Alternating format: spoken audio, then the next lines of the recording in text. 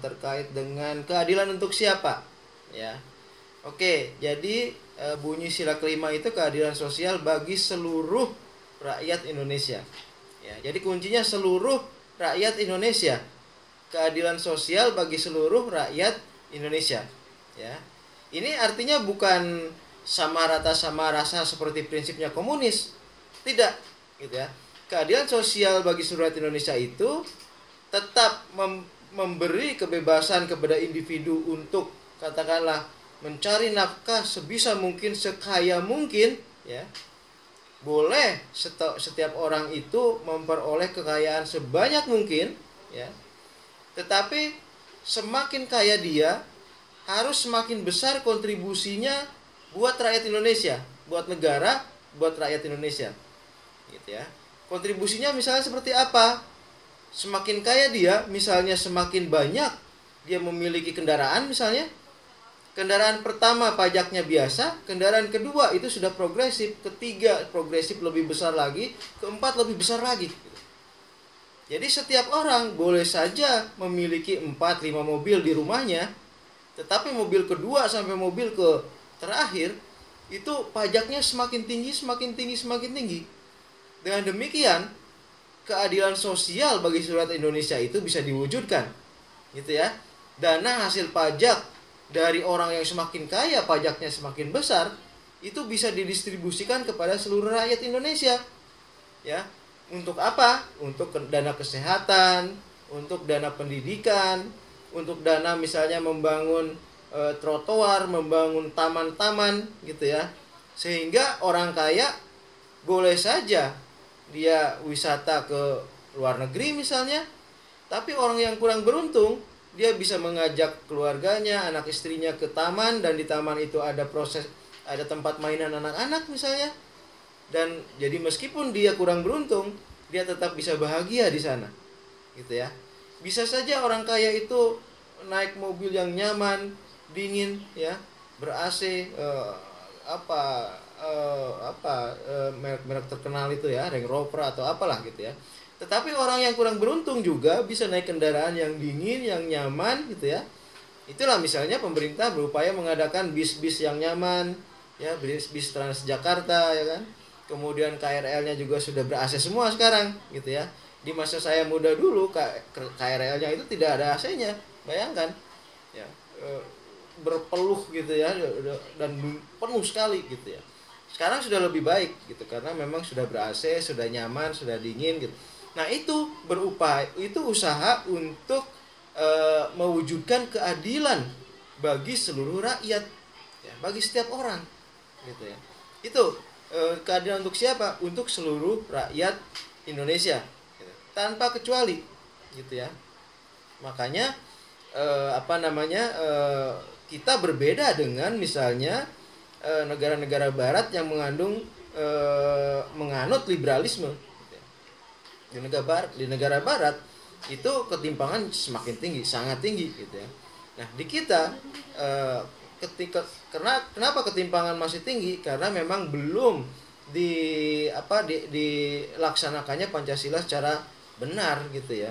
Nah, kalau Pancasila dilakukan secara benar, keadilan sosial itu sudah diperhatikan secara benar, maka ketimpangan itu bisa diminimalisir. Memang ketimpangan akan tetap ada karena kemampuan setiap orang itu berbeda-beda gitu ya. Orang yang lebih cerdas, lebih mempunyai jaringan kuat, dia akan lebih berhasil dalam bisnisnya gitu ya. Tetapi kemudian keberhasilan orang di dalam bisnis itu sebagian itu untuk berbagi gitu ya. Dalam bentuk pajak. Kalau orang Islam mungkin ditambah dengan zakat, infak, dan sedekah gitu ya. Nah, itulah keadilan ya, keadilan sosial. Kemudian pertanyaan tentang meratakan pendidikan di seluruh pelosok gitu ya. Nah, tentu harus ada memang affirmative action katakanlah gitu dari pemerintah, dari penguasa untuk lebih memperhatikan pendidikan di daerah-daerah yang sekarang ini tertinggal gitu ya. Nah, dengan demikian maka daerah-daerah yang sekarang tertinggal itu akan bisa mengejar ketertinggalannya. Ya.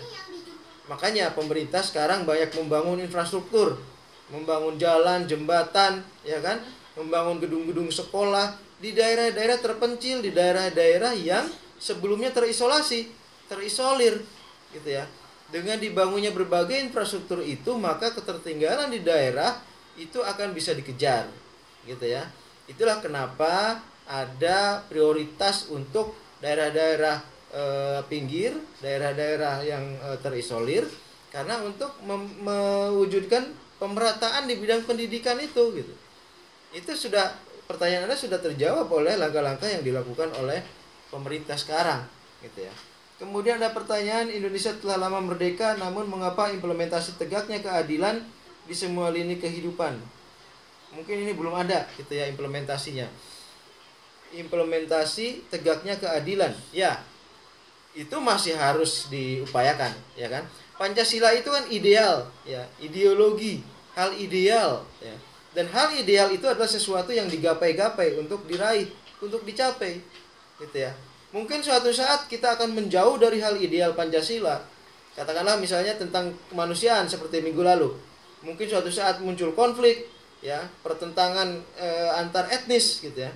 Tetapi setelah tensinya mereda, maka semua tersadar dan kemudian kembali pada kemanusiaan gitu ya. Nah, pemerataan implementasi dalam pemerataan keadilan pun seperti itu gitu.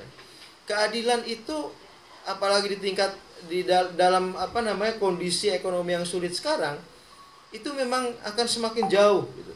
Orang yang punya kemampuan lebih, dia akan lebih mendapatkan sesuatu yang lebih gitu dibanding dengan orang yang tidak punya kemampuan gitu. Nah, pemerintahlah yang bertugas dan kita semua bertugas untuk lebih memeratakan itu dengan mendistribusikan hasil-hasil ekonomi itu ke masyarakat bawah gitu ya. Ya tadi pemerintah tentu dengan pajak gitu ya, badan amil zakat tentu dengan mengumpulkan zakat, infak dan sodakoh gitu ya. Dan orang per orang juga bisa misalnya dengan katakanlah membuat gerakan misalnya ibu-ibu di komplek untuk katakanlah memberi nasi gratis kepada orang-orang yang tidak mampu di jalan misalnya setiap hari Jumat gitu. Itu suatu gerakan untuk pemerataan keadilan gitu. Itu gerakan yang akan memeratakan keadilan dan itu satu gerakan yang bagus gitu ya. Nah, itu contoh-contoh bagaimana keadilan itu diupayakan untuk merata. Oke, dari Megawati, kasus diskriminasi terhadap perempuan marak terjadi. Ya, saya kira sejak Ibu Kartini tentu saja emansipasi sudah diupayakan ya. Dan menurut saya sejak saat itulah kesadaran akan tidak adanya perbedaan antara laki-laki dan perempuan di dalam ruang publik, saya kira itu sudah mulai tumbuh gitu ya. Dan di era sekarang perempuan dan laki-laki sudah bisa duduk sama rendah berdiri sama tinggi gitu ya. Bahkan jabatan-jabatan di level tertinggi di perusahaan atau di birokrasi, Anda lihat banyak sekali yang diduduki oleh perempuan misalnya. Jadi saya kira ketidakadilan terhadap perempuan itu sudah semakin hilang ya. Saya lihat kalau saya naik KRL juga, kalau pulang malam-malam itu kan banyak sekali ibu-ibu yang pulangnya jam 10, jam 11 malam gitu. Artinya ibu-ibu pun ikut tetap bekerja sama dengan laki-laki gitu. Jadi sudah tidak ada perbedaan saya kira. Oke, saya kira itu tambahan untuk kelompok 5. Masih ada pertanyaan lain?